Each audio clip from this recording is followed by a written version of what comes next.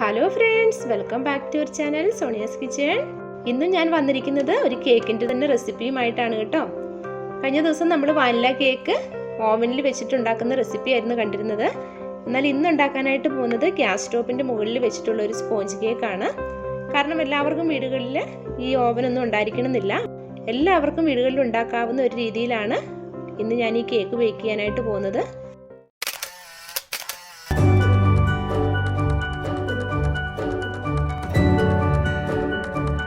അതിനായിട്ട് വേണ്ടത് ഒരു പാത്രമാണ്. അപ്പം നമുക്ക് നന്നായിട്ട് അടച്ചു വെക്കാൻ പറ്റുന്ന ഒരു രീതിയിലുള്ള പാത്രമായിരിക്കണം നമ്മൾ ഇതിനായിട്ട് എടുക്കുന്നത്. അപ്പം ഞാനിവിടെ ഈ ഒരു പോട്ടാണ് എടുത്തിരിക്കുന്നത്. ഇതിൻ്റെ അടപ്പെന്ന് പറയുന്നത് ഈ ഗ്ലാസിൻ്റെ തന്നെ ആയതുകൊണ്ട് നമുക്ക് കേക്ക് ബേക്ക് ആകുമ്പോഴാണെങ്കിലും പെട്ടെന്ന് തന്നെ അത് കാണാനായിട്ടും പറ്റും. അപ്പം ഇതുപോലെ ഒരു പാത്രം ഉണ്ടെന്നുണ്ടെങ്കിൽ അതാണ് ഏറ്റവും നല്ലത്. പിന്നെ ഇതിലേക്ക് വേണ്ടത് ഒരു റിംഗ് ആണ്. ഇതും എല്ലാവർക്കും വീടുകളിലുള്ള ഒന്നാണ്. ഇതുപോലെ ഒരു റിംഗ് ഈ പാത്രത്തിലേക്ക് ഇറക്കി വെക്കുക. എന്നിട്ട് ഇതൊന്ന് മാറ്റി വെച്ചേക്കാം. ഇനി അതിനായിട്ടുള്ള ബാറ്റർ തയ്യാറാക്കി എടുക്കാം. അപ്പോൾ ഇന്ന് ഞാൻ ഉണ്ടാക്കുന്നത് 1/2 കിലോയുടെ വലിപ്പത്തിലുള്ളൊരു കേക്കാണ്. അപ്പോൾ അതിനായിട്ട് 1/2 കപ്പ് മൈദ എടുക്കാം.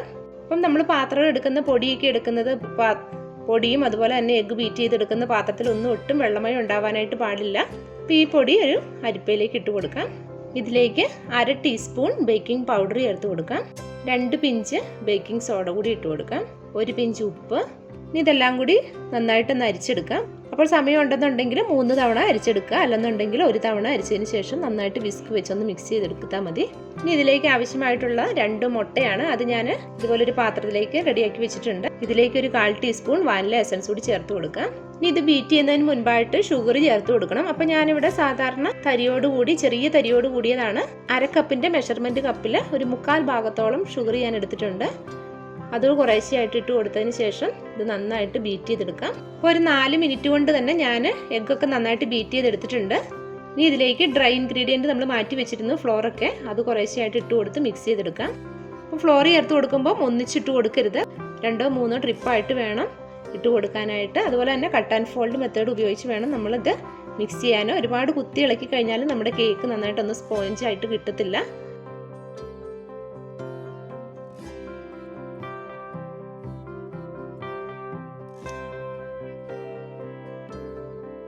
ഇപ്പോൾ ഈ മിക്സ് ചെയ്യുന്നതിൻ്റെ കൂടെ തന്നെ ഞാൻ 1/4 കപ്പ് പാൽ ഒഴിച്ച് കൊടുക്കുന്നുണ്ട്. ഇത് റൂം ടെമ്പറേച്ചറിൽ ഇരുന്ന പാലാണ്.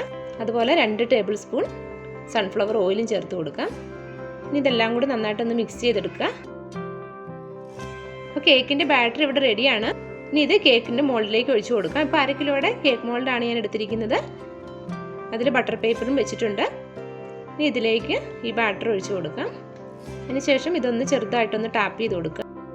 ഈ കേക്ക് ബാറ്റർ ഈ പാത്രത്തിലേക്ക് വെച്ച് കൊടുക്കാം. അപ്പോൾ ഒരു കാര്യം പ്രത്യേകം ശ്രദ്ധിക്കണം, ഇതുപോലെ കവറിന് ഒരു ഹോൾ ഉണ്ടായിരിക്കും. നമ്മൾ സാധാരണ പാത്രത്തിൻ്റെയൊക്കെ അടപ്പിന് ഇതുപോലെ ഹോൾ ഉണ്ടെന്നുണ്ടെങ്കിൽ അതൊരു പേപ്പറോ എന്തെങ്കിലും കൊണ്ട് നന്നായിട്ടൊന്ന് അടച്ചു വെക്കണം. അല്ലെന്നുണ്ടെങ്കിൽ അതിൻ്റെ എയർ പുറത്തേക്ക് പോയി കഴിയുമ്പോൾ നമ്മുടെ കേക്ക് ബേക്കായി കിട്ടത്തില്ല. ഇതുപോലെയാണ് ഞാൻ ഹോൾ അടച്ചു വെച്ചിട്ടുണ്ട്. ഇപ്പോൾ ലോ ഫ്ലെയിമിലായിരുന്നു ഞാൻ പ്രീഹീറ്റ് ചെയ്യാനായിട്ട് വെച്ചത്. അപ്പോൾ അതേപോലെ തന്നെ ലോ ഫ്ലെയിമിലാണ് ബേക്ക് ചെയ്തെടുക്കുന്നതും. ഇപ്പോൾ ഇനി 20 മിനിറ്റ് കഴിയുമ്പോൾ നമുക്ക് നോക്കാം. ഇപ്പോൾ 20 മിനിറ്റ് ആയിട്ടുണ്ട്. ഞാൻ കേക്ക് തയ്യാറായി പുറത്തേക്ക് എടുത്തിട്ടുണ്ട് പാത്രത്തിൽ നിന്ന്. കണ്ടോ, കറക്റ്റായിട്ട് ബേക്കായിരിക്കുകയാണ്.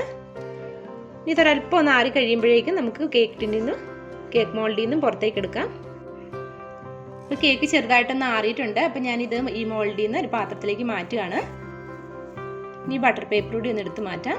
കണ്ടോ, നല്ല സോഫ്റ്റാണ്. നമ്മൾ പാത്രത്തിൽ ഗ്യാസ് സ്റ്റോപ്പിൻ്റെ മുകളിൽ വെച്ചുണ്ടാക്കിയാലും ഓവനിൽ വെച്ചുണ്ടാക്കിയാലും നമ്മൾ ആ എടുക്കുന്ന ഇൻഗ്രീഡിയൻസ് ഒക്കെ കറക്റ്റ് ആണെന്നുണ്ടെങ്കിൽ നമുക്ക് ഇതുപോലെ നല്ല സ്പോഞ്ചി ആയിട്ടുള്ള കേക്ക് ഉണ്ടാക്കി എടുക്കാനായിട്ട് പറ്റും.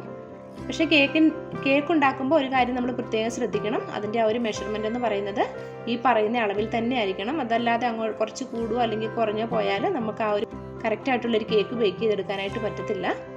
അപ്പോൾ നിങ്ങൾക്ക് എല്ലാവർക്കും ഈ വീഡിയോ ഇഷ്ടമായിട്ടുണ്ടെന്ന് കരുതുന്നു. നിങ്ങൾക്ക് ഇഷ്ടമായിട്ടുണ്ടെങ്കിൽ ലൈക്ക് ചെയ്യുക, ഷെയർ ചെയ്യുക. അതുപോലെ തന്നെ നിങ്ങളും ട്രൈ ചെയ്തതിന് ശേഷം നിങ്ങളുടെ അഭിപ്രായങ്ങൾ കമൻറ്റ് ബോക്സിൽ എഴുതി അറിയിക്കാനായിട്ട് മറക്കരുത്. ചാനൽ സബ്സ്ക്രൈബ് ചെയ്തിട്ടില്ലാത്തവരാണെങ്കിൽ ചാനലും സബ്സ്ക്രൈബ് ചെയ്യാൻ മറക്കരുത്. Thank you for watching.